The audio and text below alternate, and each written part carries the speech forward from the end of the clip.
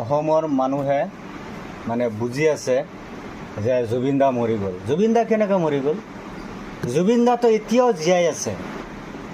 যিমান দিন তক মানে দুনিয়া ধ্বংস নহ'ব, ইমান দিন তক জুবিন দা আমাৰ মাজত জীয়াই থাকিব। আৰু যিমান দিন তক জুবিন দাৰ গান চলি থাকিব, ইমান দিন তক আমাৰ বুকুত জুবিন দা চিৰ দিনৰ কাৰণে থাকিবই থাকিব।